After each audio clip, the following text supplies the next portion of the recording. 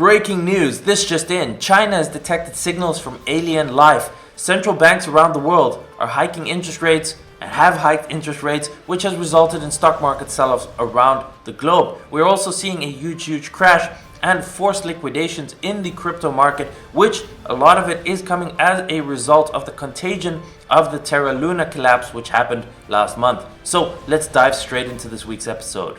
If you are new to the channel, welcome. My name is Dirk. Subscribe to the channel down below. If you appreciate these videos, these content, these updates, then please give this video a like. Just click that like button. It does help it get out to a lot more people. Share it with your friends on social media. If you want to get on my email list, follow on Instagram, Twitter, or join our free public Telegram. The links are all in the description down below. Alright, so this is just a bit of a joke to keep things light while we get into the more serious stuff after that. So we've been seeing this for the last year or two, where we see these headlines about aliens existing and UFOs and all this stuff. So crazy stuff. So let's work our way back to the beginning of the week and then move forward that way. So the big event was basically the Federal Reserve rate hike, which hiked by 75 basis points, the biggest rate hike since 1994. So they increased interest rates. And basically what they're predicting is elevated unemployment rates, prolonged higher prices, slowdown in economic activity. So basically the inflation was out of control. The CPI number in the US before that was like 8.6. It was like the highest in 40 years. We know that the real number is likely higher. So they have to raise interest rates to try and tame the inflation. The problem is when they raise the interest rates, it affects everything in the markets. And you can see the stock markets crash. The crypto markets are coming down, the housing markets are coming down, because there's so much debt that when the interest rates go up even a little bit, those payments, the whole math behind it doesn't work. It puts a huge amount of pressure on asset markets, and we are seeing the results of that right now. They're also saying that they're planning to continue hiking the rates into 2023 and only start cutting again in 2024. Now, if that's going to actually happen or not, we don't know, but it is a very aggressive stance by them. Then we've also seen other central banks follow suit. So we have the Bank of England, which has hiked the rate for the 5th time in a row as inflation soars. So again, this is not just happening in one place, it is happening all around the world. We also had the Swiss central bank to surprise the markets with the first rate hike since 2007. So we are starting to see globally interest rates being hiked, which means that the pressure is going to come on the asset markets. But also this is obviously going to affect anyone with mortgages and the housing market, because if the rates keep increasing and inflation is already rampant, cost of goods are getting more expensive, mortgage payments go up, how are people going to continue buying houses or continue paying their mortgages if this continues for the long term? So this is going to be a big problem overall, and you need to look at the big picture. So the rate hikes have had an effect on the stock market, which has already come down quite a bit, but crypto has also come down a lot. And as you know, the crypto markets have come down a lot this weekend. I mean, Bitcoin is currently trading at around $18,000 as I'm making this. So let's dive into what exactly is happening in the crypto market and what the reason is for the sell-off. And basically, if I have to sum it up to you, it comes down to greed. And now that greed being reversed, and those greedy people who took out leverage and loans, they're all being liquidated. And we are seeing people become forced sellers, which means there is a huge amount of downward pressure. So what is happening in the crypto markets is a lot of people who got really greedy in the bull run, who took out loans and leverage, are now getting liquidated and being forced to sell their positions because they still have outstanding obligations to people where they have to pay their debt. And this is all unwinding in a really big way. And it started really with the collapse of Terra Luna, which happened last month in May. I did make a video about this on the channel. I will link to it up here and in the description below. This was basically a giant stable coin that they touted as being safe and could produce 19% interest on their stable coin. It lost the peg, and basically billions and billions of dollars got wiped out. So you can see over here, over 17 billion in crypto value has been wiped out. I think it's a lot more than that. The problem is that a lot of people were actually exposed to this Terra Luna thing. A lot of funds, a lot of big players, you'll see in a second. So when Terra collapsed, a lot of people got into serious problems, and that contagion is only starting to come out right now, and the effects of it, and we still don't even know how deep this really goes. So a lot of big funds were actually invested into Terra, into Luna, into UST, and when that collapsed, they lost hundreds of millions of dollars. On top of the fact that they were leveraged and had loans and all sorts of outstanding things, they had tokens that are not liquid, so they're locked up or they're staked, so they basically owe a lot of money. They got liquidated and they don't have the liquid cash, which means there's a huge amount of forced selling pressure on the markets right now, and that is what we're seeing when it's all unwinding. So Three Arrows Capital is a fund you can see over here. It's a fund established in 2012 focused on providing superior risk-adjusted returns by Su Zhu and Kyle Davies. So you can see they're popular Twitter figures and they were very influential. I think Su had over 500,000 followers on Twitter. They were very big in the crypto space and a lot of noise was being made, especially during the bull run and talking about super cycles and all this kind of thing. And it turns out that this fund, who had assets, I think about $18 billion worth at the peak, is now completely insolvent because they over-leveraged and doubled down and now got liquidated. And as you can see over here, Three Arrows Capital, they confirmed heavy losses from Luna's collapse. So we'll see in a second why. But basically, they had big exposure to Luna, lost hundreds of millions of dollars in that. And then, as a result, lots of other things went wrong too. And that resulted in a huge deleveraging of billions and billions and billions of dollars disappearing, and this forced liquidation cascade sell-off that we are seeing now over the last couple of weeks. So Miles over here on Twitter, I will link to this in the description so you can read it yourself. He wrote a really good thread explaining what happened, and I'm going to walk you through this and then you can check it for yourself later if you want. But basically, we're witnessing the largest leverage reset in crypto history. That is what is happening. So one of the largest VCs, 3AC, who I just told you about, is facing insolvency, which could spell disaster for the entire space. Okay, so basically here's what happened. 3AC is a venture capital fund led by Su Zhu and Kyle Davies. At their peak, they were managing an estimated $18 billion in assets, ranking them the top 3 VCs in the space. Some of their most successful investments include AVAX, NEAR, and ETH. Unfortunately, a mix of poor risk management, greed, and recklessness has led to insolvency with severe ramifications for the entire space. So it started when Su Zhu deleted his Instagram and went radio silent on Twitter, causing rumors to spread about a potential 3AC margin call. Alright, and that happened over here. Shortly after, it was revealed that 3AC had $245 million of ETH deposited in AVE, which they used as collateral to borrow. So they deposited their crypto into a decentralized finance, an AVE platform, to be able to take out loans against their crypto as collateral. Now, this is great as long as the price of crypto keeps going up, but when the price of crypto drops, they get margin called, right? And they could lose their collateral, or they have to add more to it, which, if it continues to drop and they keep adding, they risk even more, and it just becomes a very, very, very dangerous game. Due to their illiquidity, many tokens were locked. They were unable to add collateral or pay off debt, and this led to a liquidation cascade, so many began to label their overusage of leverage as irresponsible, and many positions were left exposed when the market started dropping. Then things got worse. It was revealed that 3AC was leveraged long everywhere, resulting in a flurry of margin calls. Instead of answering these calls, they ghosted everyone, resulting in forced liquidations leading to a broader market dump.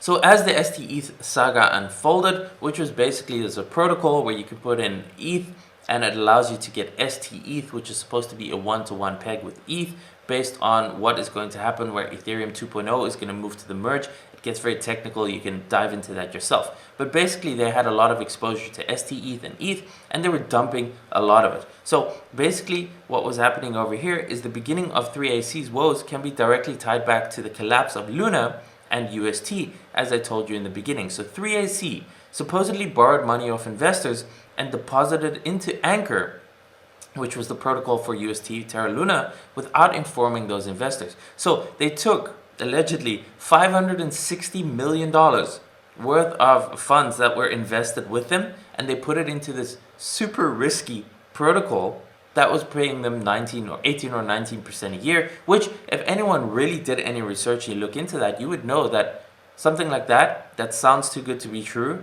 is likely too good to be true, and it's going to collapse as we have seen it happen and as we've seen it happen in the past. So they put a lot of money into this, and they also bought $560 million worth of locked Luna. When a token is locked, it means you can't access it, it means you can't sell it. So that position of $560 million turned into just $600. So they lost hundreds of millions of dollars, maybe even more than that, purely on the collapse of Luna. And then based on all their other alleged leverage positions, well, that just created all the chaos into what we're seeing now. So 3AC allegedly used counterparty funds to build a 9-figure UST position in Anchor Protocol, unbeknownst to its creditor, where you can see this person called Fatman Terra on Twitter saying a verified source confirmed that 3AC borrowed money from multiple funds and counterparties and put it into Anchor to generate yield without telling them. The UST position was confirmed to be at least 9 figures before the Terra depegging event, before Terra Luna collapsed. Then there was speculation that the losses led 3AC to increase their appetite for leverage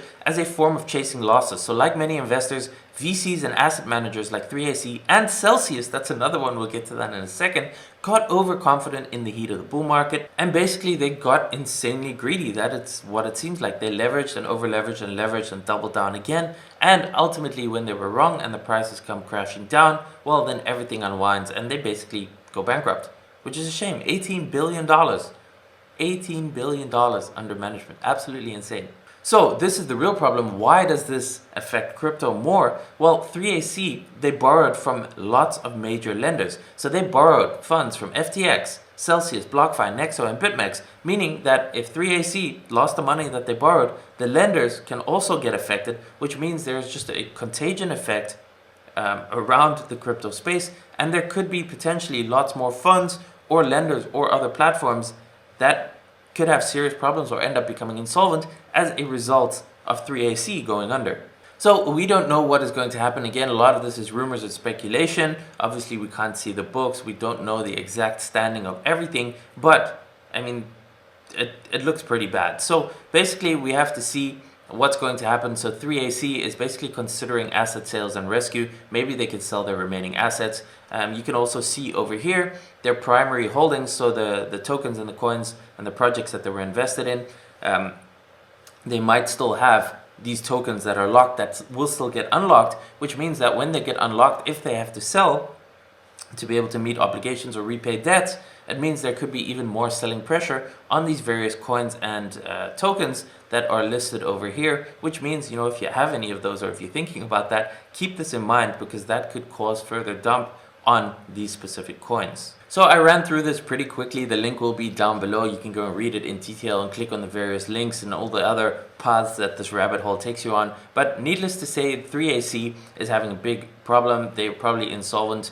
And what the spillover effect is going to end up being, we have yet to see, which is why it could result in even more liquidations and sell-off pressure, because if there are huge amounts of assets that are just being liquidated just to be able to save what's left, just to be able to repay lenders and people that are owed money, you know, it could still put more pressure on the market, and that's why we could still see more downside in the short term until all of this is washed out and resolved, and then we can start to rebuild. So there's basically these rumors that 3AC gave an 8% APR guarantee on the treasury, meaning that they were raising funds and offering this guarantee. They were obviously a big prestigious fund with tons of capital under management, and what they were doing, allegedly, again, these are the rumors, I don't know if it's true or not, but what they would do is they would just take the funds that were raised, put it in Anchor Protocol, get 19%, pay out 8%, and pocket the difference. And we've heard of a lot of people actually trying to do this, a lot of people trying to raise funds or raise money this way, offering yield, but actually just getting it from somewhere else and passing on less than they're making and pocketing the difference. And obviously, on huge amounts of money, hundreds of millions of dollars, you know, making 10% a year that you can pocket, well, that's obviously a lot of money. So this person, 3anon Company, is saying there's over $2 billion gross debt outstanding and only $200 million in liquid assets. The illiquid ones are hard to appraise because, again, they're locked and they can't be touched. It's difficult. Leaving counterparty, including exchanges, bag holding, and bad debts. And some of the people who could be exposed to that is Galaxy, BlockFi, Genesis, FTX, BitMEX, and you know, maybe Binance, Bitfinex, Tether, Bybit are the good ones, but who knows? That is yet to be seen. So there is still a lot that is not clear right now, and a lot of serious issues in the market. On top of that, we have Michael Saylor of MicroStrategy, who is now estimated to be down more than $1.6 billion in its holdings. Of course, he has talked about this in the past, that he has a long-term strategy, and if it drops, he is going to just buy more. But needless to say, you know, being down $1.6 billion, even if it is a paper drawdown on Bitcoin, that's pretty crazy. And then you can see we have further contagion of all of this, what's happening. So Babel Finance has suspended withdrawals, citing unusual liquidity pressures. So we're seeing this. We don't know who's affected, who has liquidity issues. And my suggestion would be really get your funds off third-party protocols, third-party platforms, even exchanges. If you don't need those funds to trade with in the immediate short term or as long-term crypto holdings, you should be keeping them in a wallet that you have the keys to, so in a ledger or a Trezor hardware wallet that you fully control, because as the saying goes, not your keys, not your coins. If you have funds on an exchange or a platform and that exchange ends up locking the withdrawals that you can't take your money out anymore, it could take months or years to get your money back, or it could be completely gone whatsoever. So please be careful with this. You should be doing this anyway, not your keys, not your coins. Keep your crypto safe, keep them off exchanges on wallets that you control. And then finally, before we wrap this up, because this video is already getting long, we have Celsius, which is basically this third-party lending platform that offered yield, where you could deposit your crypto and basically earn interest on Bitcoin, Ethereum, stablecoins, and a whole lot of other coins. You could do lending and borrowing, and it seems they are actually also having serious issues where they actually paused deposits and withdrawals. So you can see here, Celsius moved 320 million to FTX before halting user withdrawals and transfers. And basically, there's also concerns that they were a giant Ponzi scheme. Again, allegedly, who knows, that they were taking insane risks to be able to pay people this high yield, and that they were relying on new inflows to be able to pay existing customers the yield, which is basically the classic definition of a Ponzi scheme. So we have yet to see what the actual truth is, but they have halted withdrawals and deposits, meaning if you had your money on there, you are now not able to get it off. I did warn about this multiple times before the time. I'm warning about it again now. Do not keep funds on these third-party platforms that you are not 100% willing to lose. And you can see also over here, basically Celsius Network, they have huge liquidity issues. They might have huge losses that we don't know about yet. They've also apparently taken out loans, allegedly, where we can see over here, Celsius has a liquidation price. They have hundreds of millions of dollars locked in these loan platforms like Aave, for example. And if the price of Bitcoin is going to drop, they've added collateral now, so I believe the liquidation price is like in the $13,000 level. But basically, if the Bitcoin price drops far enough and it hits their liquidation level, they lose hundreds of millions of dollars. And of course, what effect is this going to have in the rest of the market on people's deposits that are in there, and so on and so forth. So this was a bit of a lengthy video. I've tried to make it as short as possible. There's a lot happening in the space, and we are still yet to see how this is all going to resolve. That means there could still be a further contagion, further sell-off, further pressure until we really know where everything stands. So we have to wait and see where the dust is going to settle. Be careful, do not over leverage, do not over risk, only invest what you can afford to lose. And remember, not your keys, not your coins. Keep your crypto safe in wallets where you control the keys to. Thanks for watching. Please smash the like button, click the subscribe button down below, share it with your friends, and I will see you in the next video.